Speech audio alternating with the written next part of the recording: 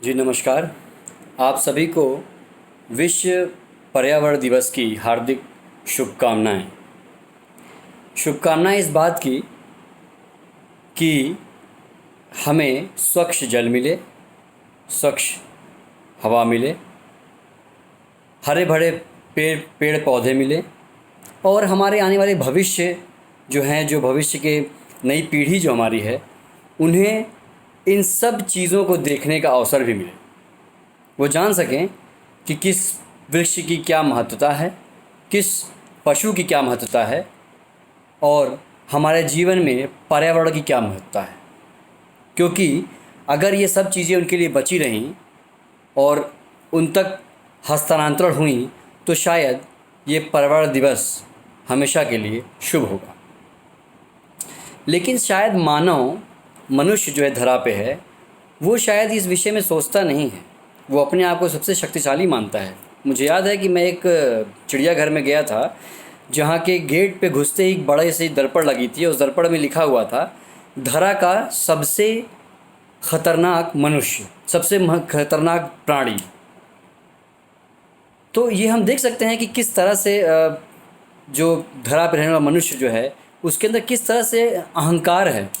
उसको ये लगता है कि ये सब चीज़ें उसके लिए बनी हुई हैं, वो उसका ही भोग करेगा और शायद उसका भोग कर रहा है, और भोग कर नहीं रहा है, उसका शोषण भी कर रहा है। इसीलिए आज वैश्विक परिदृश्य में जो समस्याएं हमारे सामने आ रही हैं, वो शायद समस्याएं यही हैं जो हमें सचेत कर रही हैं कि अब से संभल जाओ, ताकि पर्यावरण और जनजीवन स्थिर हो सके। लेकिन शायद कहीं ना कहीं हम आज भी इसे समझने को तैयार नहीं हैं। जहाँ पे मनुष्य की ये शायद अति संग्रह और भंडारण की प्रवृत्ति ही है जो पर्यावरण का अंधाधुंध दोहन करने पे उसे विवश करती है। मनुष्य ने अपने व प्रकृति के बीच जो विसंगतियाँ पैदा कर ली हैं, उनके परिणाम स्वरूप ही है जो उसे प्रकृति का कोप झेलना पड़ रहा है, जो ये संक्रमण के रूप में हमें देखने को मिल रहा है। कभी भूकंप, कभी कोई चक्रवात, कभी कोई जलवायु परिवर्तन, कभी भूकंप और अन्य तमाम तरह की पर्यावरण विसंगतियाँ देखने को मिल रही हैं। शायद अगर वो मनुष्य पर्यावरण के प्रति अपनी जिम्मेदारी उसको ईमानदारी से निभाए तो शायद ये समस्याएं उसके सामने कभी नहीं आएंगी और वो जो दिक्कतों से दो चार हो रहा है वो शायद उससे नहीं होना पड़ेगा।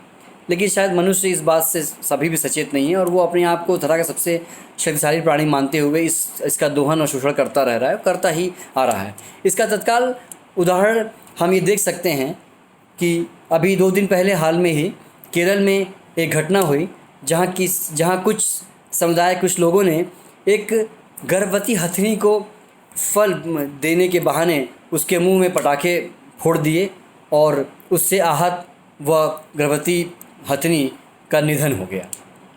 कहीं ना कहीं ये विषय मानवता और पर्यावरण का शर्मसार करती है, उसके बीच के संबंधों को शर्मसार करती है कि क्या हम इतने अपनी जिम्मेदारी को भूल चुके हैं कि हमें ये भी पता नहीं कि पेड़, वृक्ष, वनस्पति, वनोपज और जो पशुधन हैं वो हमारे लिए किस प्रकार से उपयोगी है समाज के लिए। शायद हम उनके रिश्ते के बारे में क्या भूल चुके हैं। शायद जवाब मिलता है, अंतरात्मा से आवाज़ आती है कि हाँ सच है। शायद हम अपने स्वार्थ में इतना ज़्यादा रम चुके हैं कि शायद सब चीज़ें भूल चुके हैं। दुखद है। लेकिन इन सब के बीच एक सुखद परिकल्पना, एक सुखद विषय ये है कि जो शहरों और इस जो चकाचौंध से बहुत दूर, गाँवों से सुदूर जो निवास करती हैं जनजातियाँ, जो वनवासी समुदाय है, कहीं ना कहीं वो आज भी वन से, पर्यावरण से, उसके पशुधन से अपनी रिश्ते, अपनी संबंधों को आज भी समझ रहा है। शायद यही कारण है कि वो आज भी इन विषयों, इन चीज़ों को संरक्षित करने के लिए और इसका उपासना करने के लिए आज भी तत्पर है।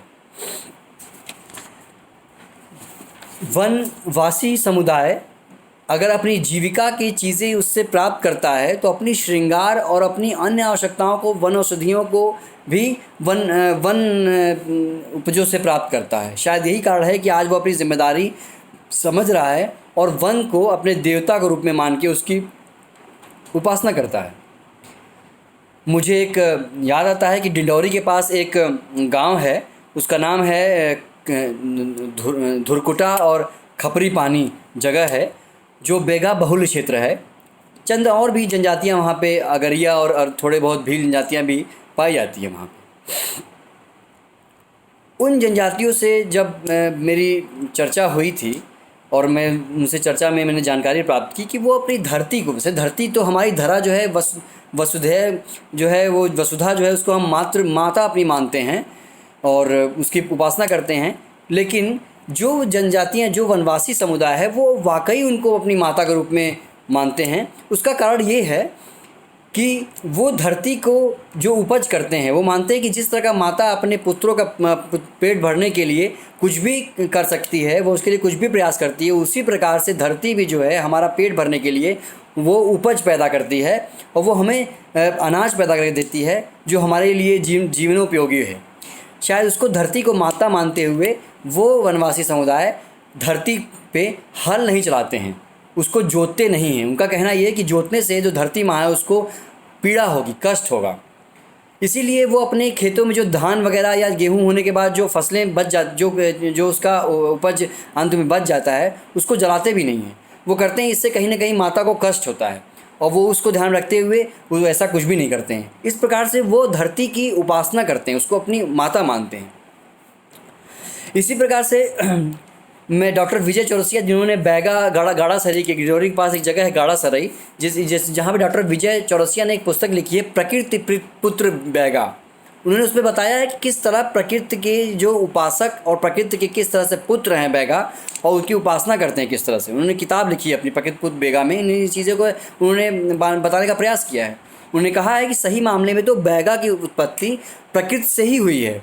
उनका कहना है कि ढेर सारी किंवदंतियाँ और कहानियाँ जो हैं चलती हैं गाँव में, उसमें से एक कहानी कहा जाता है कि भगवान शंकर ने, प्रकृति ने भगवान शंकर से की उपासना की। उन्होंने कहा कि भगवान कुछ प्रकृति में ऐसे लोग की उत्पत्ति होनी चाहिए जो वनोपज और वन की उपासना करें, उनका संरक्षण कर सके।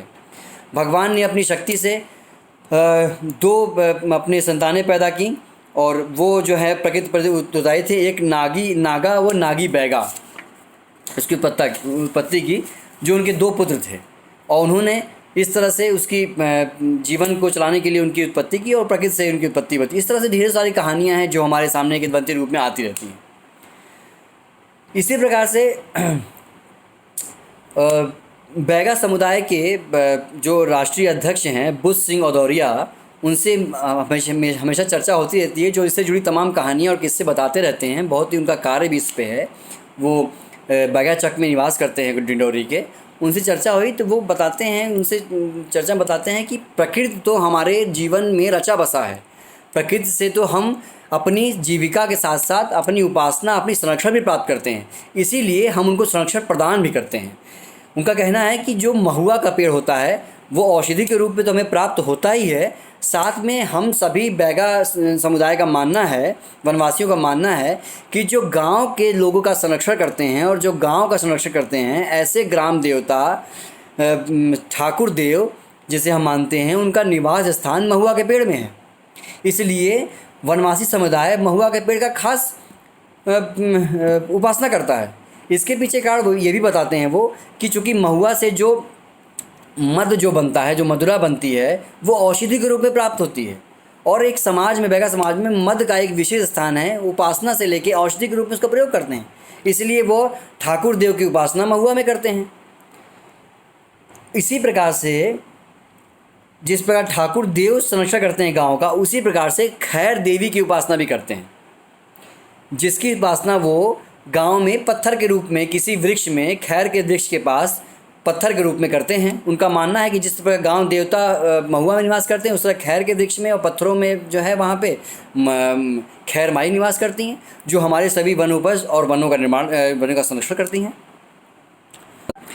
इसी प्रकार से उनका मानना है बैगा समुदाय का और अन्य उसके आसपास जो अगरिया और समुदाय रहती है वहाँ की, उनका मानना है कि जो जैसे ठाकुर देवता ग्राम के लोगों की उपासना करते हैं, उनको समझाते हैं, उसी प्रकार से बंजारिन माई जो हैं वो वन देवी के रूप में उनकी उपासना करते हैं। उनका मानना है कि अगर हमें अपने गांव को संरक्षित रहना है तो गांव के चारों तरफ कुछ पत्थर को स्थापित किया जाए और हर गांव के चारों तरफ और उस पे उसकी उपासना की जाए। उनका मानना है कि बंजारिन देवी जो हैं वो पत्थर की देवी हैं, जो हमारे ज़मीन और हमारी वन की सुरक्षा करती हैं, हमारी सुरक्षा करती हैं, संरक्षण करती हैं। इसलिए उनका मानना है कि जब भी कोई गांव से जाए तो उस वन देवी जो बंजारिन देवी है उनके स्थान पे एक पत्थर रख के जाए, और जब वापस आए तो वही पत्थर वहाँ पे रखे, ताकि उसका यात्रा भी शुभ हो और आना उसका शुभ हो, और जो भी वो व्याधियाँ लेके बाहर से आता है वो वहीं पे संकट खत्म हो जाए। इस प्रकार से वो बंजारिन देवी की पूजा करते हैं, उपासना करते हैं, और वो उनके वृक्षों और पत्थरों में उनकी उपासना करते हैं। इसी प्रकार से जो जनजाति समुदाय है वो शादी संस्कार, जन्म संस्कार, मृत्यु संस्कार, अन्य प्रकार से ऐसे तमाम संस्कारों में पेड़ पौधे, वनस्पति, जानवरों आदि को देवता मान के उसकी उपासना, उसका पूजा करते हैं। एक बात और यहाँ देखने लायक है कि जो बैगा समुदाय है, वैसे तो वनवासियों के यहाँ गोदना की एक परंपरा है, लेकिन वनवासी जो बैगा समुदाय है वो उनमें गोदना की एक परंपरा प्रमुख पाई जाती है। उसमें जो स्त्री है उसको उम्र के अनुसार उसके शरीर पे के हर भाग पे गुदना गुदवाया जाता है, उसकी एक कलात्मकता होती है। उनका मानना है कि मृत्यु के बाद सब कुछ यहीं रह जाता है, लेकिन जो गुदना है, जो गुदना के चिन्ह हैं वो उनके साथ मृत्यु के बाद भी जाते हैं। इस प्रकार उनका मानना है कि जो मातृ सत्ता है उससे पुत्र पुत्री में ये गोदना ही है जो जन्म के साथ आगे जाता है। इसलिए बैगा जनजातियों में गोदना का विशेष महत्व है। गोदना का क्रिया जो है वो पूरे शरीर में एक पूरी उनकी विधि है, जो उम्र के अनुसार किस अंग में और किस उम्र में गोदना होना है ये व्यवस्था की जाती है। जितना ज़्यादा गोदना होता है उतना ही समृद्ध और उतना ही उसको उस नारी को अच्छा माना जाता है, उसको शुभ माना जाता है। उस गोदने के लिए बबूल की कांटा या अन्य इस प्रकार के कांटे, समी के आदि कांटों का प्रयोग किया जाता है। लेकिन उस क्रिया को करने के लिए जो कष्ट होता है उसको कम करने के लिए मालवन वृक्ष होता है, जो जंगलों में प्रचुर मात्रा में उपलब्ध होता है। उस मालवन के वृक्ष का रस निकाल के जहाँ पे हम गुदना की करते हैं उस जगह हम पहले गोबर से और उसके बाद मालवन के वृक्ष के रस से हम उसका लेप करते हैं, ताकि कष्ट कम हो और गोदना जो है वो उसकी आकृति उभर के बेहतर तरीके से सामने आए और लंबे समय तक वो चले। इस प्रकार से मालवन का जो वृक्ष है वो पीड़ा भी कम करता है गोदना करने की क्रिया में। इसके अलावा हम ये देखते हैं कि जो कि बैगा को हम प्रकृति पुत्र कहते हैं और साथ में उनकी हम वैद्य भी कहते हैं उनको। तो जो जंगलों से जो औषधि प्राप्त होती है, जिस पे जीविका, जो औषध की जीविका जो है वो बैगा जनजातियों में प्रचुर मात्रा में औषध प्राप्त होते हैं, उसकी पूरी उपलब्धता वनों से, जंगलों से परावर्ष उनको प्राप्त होते हैं। और सारी जिस तरह से हम देखते हैं कि हड़जुड़ी, कुरकुट, पीपल, पाकड़, पलास और गुलर, गिलोय, तुलसी आदि जितने वृक्ष और पौधे हैं सभी इनको पर्यावरण से प्राप्त होते हैं, जो उनके लिए औषधि काम आते हैं समय समय पर, तो उनको वहाँ से प्राप्त हो रहे हैं। तो ये जो स्थिति है, मुझे याद आता है कि मैं बहुत समय पहले जब मैं भोपाल में रहा और उस दौरान तमाम लोगों से चर्चा होती थी इस विषय को लेकर, तो मुझे याद आया कि शहडोल में एक वनवासी व्यक्ति था।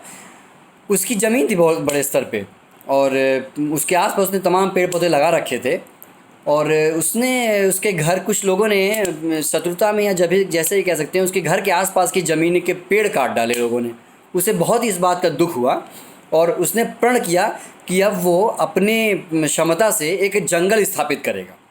और उसने जीवन के आखिरी 35 से 35 साल उसने पौधे लगाने और उसके संरक्षण करने का सिर्फ काम किया। और स्थिति ये हुई कि उसने धीरे धीरे इन 35 सालों में पूरा उस समुदाय के पास एक पूरा जंगल स्थापित कर दिया, और उसमें हर तरह की औषधि, उपयोगी फल के वृक्ष और अन्य जलावन लकड़ियों के वृक्ष तैयार हो गए। पशुधन उसमें निवास करने लगे, गाँव को उससे लाभ होने लगा, और उसको देखा देखी लोगों ने भी उसके सहयोग किया, और आज की स्थिति में उस इलाके में बहुत बड़ा जंगल स्थापित हो गया है। तो हम देखते हैं कि जो वनवासी समूह है वो आज भी इस चकाचौंध की स्थिति में और समाज से भले ही जुड़ रहा है, लेकिन उसका जो पर्यावरण और वन के प्रति जो उसकी गंभीरता और जो उसकी जिम्मेदारी है वो उसको भली बात निभा रहा है और आज भी निभाने का प्रयास कर रहा है। आज भी उसको अगर समाज से, लोगों से अगर आत्मनिर्भरता की बात करें तो अगर उनको आत्मनिर्भर होने का प्रयास सरकार या लोग करते हैं तो हमें लगता है कि उनसे बेहतर प्रकृति का संरक्षक और उपासक और दूसरा कोई नहीं हो सकता है। हमें लगता है कि उन संरक्षकों को हमें आत्मनिर्भर बनाना चाहिए, उनका सहयोग करना चाहिए, ताकि इन वन संपदा को हम संरक्षित कर सकें और उन्हें बचा सकें। अगर हम ऐसा करने में सफल होते हैं और इन वनवासी समाजों के बीच जाके इनसे मिलते हैं, इनके दुख सुख को बांटते हैं, तो शायद कहीं न कहीं हम अपना भी सहयोग, अपना भी वन बचाने पर्यावरण संबंधी सहयोग करने में हम कहीं न कहीं उनका सहयोग करेंगे। और शायद यही चीज़ें हैं जो हमें भविष्य में अपने वन को, अपने पशुधन को, अपने वनोपज को बचाने में सहयोग करेगी, ताकि हम अपने भविष्य की जो पीढ़ियां हैं उनको कुछ बताने, कुछ समझाने के लिए हम सामने आ पाएंगे। और पीढ़ियां भी हमें कहेंगी कि हमारे पुरानी पीढ़ियों ने, हमारे पूर्वजों ने हमारे लिए कुछ गंभीर चीज़ें की थी। इसलिए हमें आवश्यक है कि जितना हमें वनस्पति और पर्यावरण को बचाने में जितना सहयोग करना है, उससे कहीं ज़्यादा सहयोग और संरक्षण का काम हमें अपने वनवासी बंधुओं को संरक्षित करने, आत्मनिर्भर बनाने के लिए करना है। धन्यवाद। भारत माता की जय।